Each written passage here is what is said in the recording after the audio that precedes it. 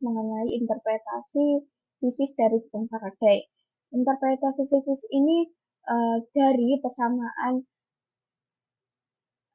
divergensi E sama dengan min do B per do T. Ini merupakan perubahan magnet terhadap waktu yang menghasilkan medan magnet listrik dengan aliran yang sirkular atau pusaran.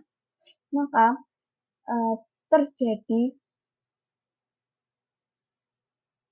perubahan saat dimasukkan koil yang akan menimbulkan arus dan tegangan listrik, di mana ini merupakan hasil medan listrik di mana medan listrik ini yang dihasilkan arahnya sirkular mengikuti kawat yang menghasilkan persamaan karo E atau sirkulasi E, di mana sirkulasi dari medan listrik tersebut. Apabila sirkulasi E terhadap muatan ini, maka akan menjadi 0.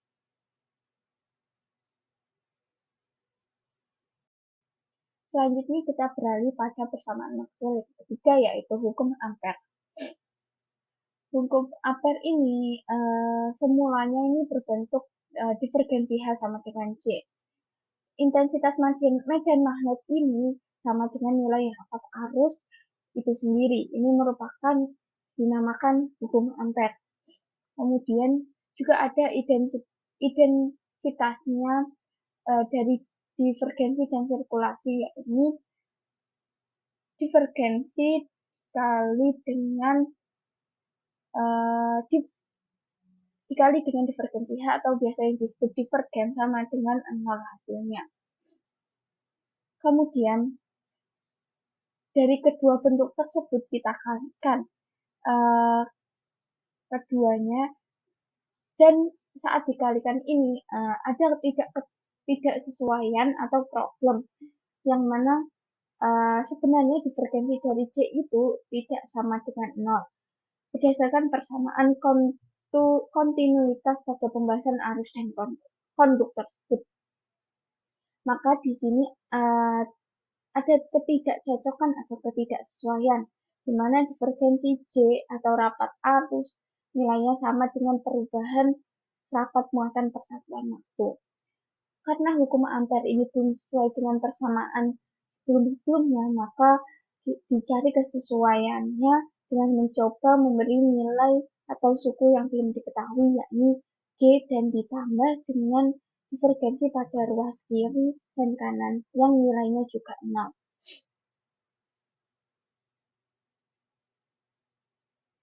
Ini berbentuk divergensi C ditambah divergensi G sama dengan 0. Maka kita mempunyai persamaan divergensi C sama dengan min divergensi dari G, dan kita dapat substitusikan dari kedua tersebut ke persamaan kontinuitas, sehingga kita mempunyai persamaan divergensi G sama dengan do rho V per do T, atau ini sama dengan perubahan muatan tiap per satuan waktu. Maka kita juga ada catatan. Kemudian dari kita ada catatan, yakni divergensi D ini merupakan sama dengan rho V atau rapat muatan divergensi dari rapat flux sama dengan rapat muatan itu sendiri. Nah, kemudian kita substitusikan ke divergensi G. Maka bentuknya menjadi divergensi G sama dengan do per do T dikali dengan divergensi D. Maka dapat kita coret divergensinya dan menghasilkan G sama dengan do D per do T.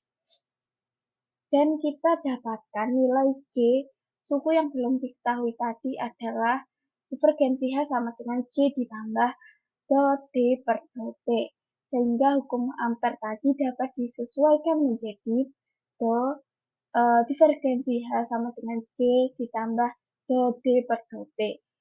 Sirkulasi dari identitas medan magnet ini sama dengan rapat arus ditambah perubahan flux persatuan waktu. Kemudian kita beralih pada interpretasi dari persamaan Ampere itu sendiri. Kita tahu bahwa Carol merupakan sirkulasi, maka Carol H sama dengan intensitas medan magnet terhadap medan magnet, dan menjadi berbentuk V sama dengan mu0 dikali H. Dapat kita lihat pada gambar, merupakan sirkulasinya berputar terus-menerus, dan rapat arus ini bisa menghasilkan sirkulasi dari medan magnet dan membentuk persamaan integral tertutup H terhadap dl sama dengan I ditambah integral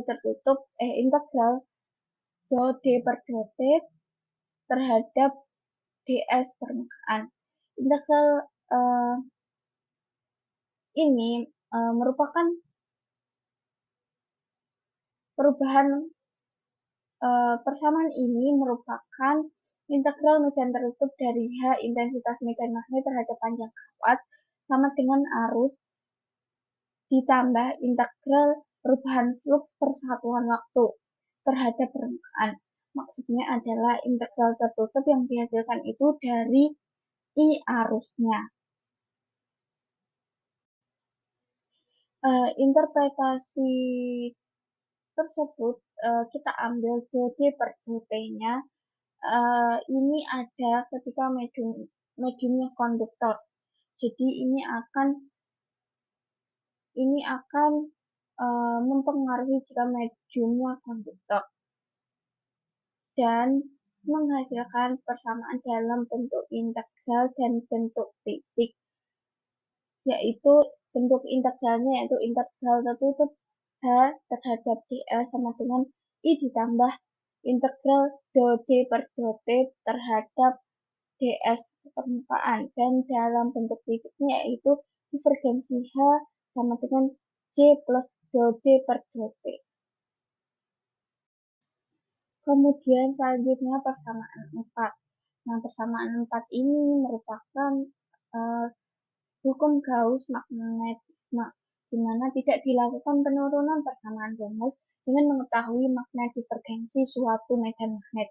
Jadi kita mengetahui divergensi B sama dengan 0. Medan magnet atau B dihasilkan atau arah medan vektornya berubah sirkulasi atau pusaran dan atau putaran. Ketika ada arus yang mengalir dari suatu kawat, maka sekelilingnya akan menghasilkan medan magnet. Lalu, mengapa divergensi B ini bisa menghasilkan 0? Jadi kita dapat tinjau teori divergensi suatu medan vektor itu yang merupakan aliran yang memiliki pusat masuk atau pusat keluar. Kenapa nilainya bisa 0? Karena tidak memiliki pusat masuk dan pusat keluar, sedangkan medan listrik memiliki muatan plus dan minus untuk masuk dan keluar muatannya. Jadi dapat kita simpulkan bahwa divergensi itu nilainya 0 karena tidak memiliki pusat masuk dan pusat keluar, sehingga dapat dihasilkan persamaan divergensi B sama dengan 0 dan integral B terhadap ds atau permukaan sama dengan 0. Lalu dapat kita simpulkan juga dengan perumpamaan ketika sebuah batang magnet dipotong ujungnya, maka akan tetap muncul sirkulasinya dan ujungnya itu bukan merupakan tempat keluar. Jadi tidak ada monopol magnetiknya. Kemudian pada topik kedua yaitu memaparkan dan menjelaskan contoh pemakaian atau aplikasi dari persamaan yang ada di PPT dan pernah dijelaskan oleh dosen selama perkuliahan.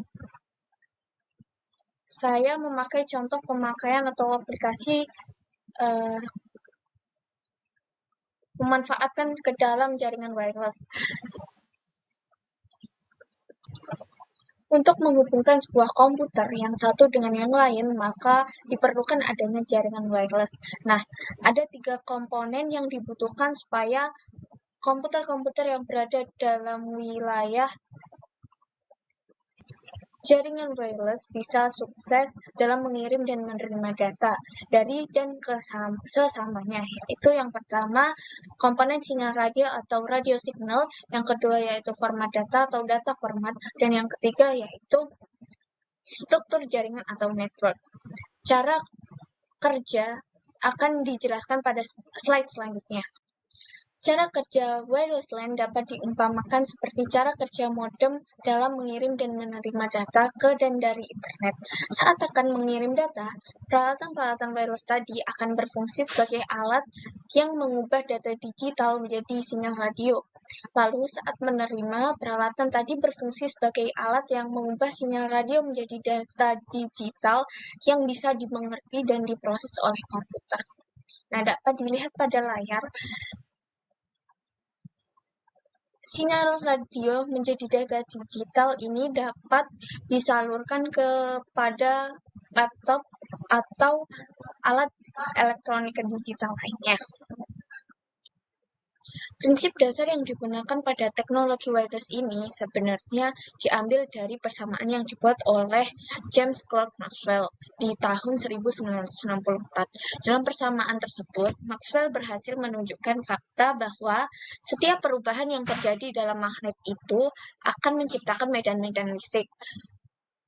Lebih lanjut, Maxwell menjelaskan saat arus listrik AC atau alternating current bergerak melalui kabel atau sarana fisik konduktor lainnya, maka beberapa bagian dari energinya akan terlepas ke ruang bebas di sekitarnya, lalu membentuk medan magnet atau alternating magnetic field. Kemudian medan magnet yang tercipta dari energi yang terlepas itu akan menciptakan medan listrik di ruang bebas yang kemudian akan menciptakan medan magnet lagi, lalu medan listrik lagi, medan magnet lagi, dan begitu seterusnya.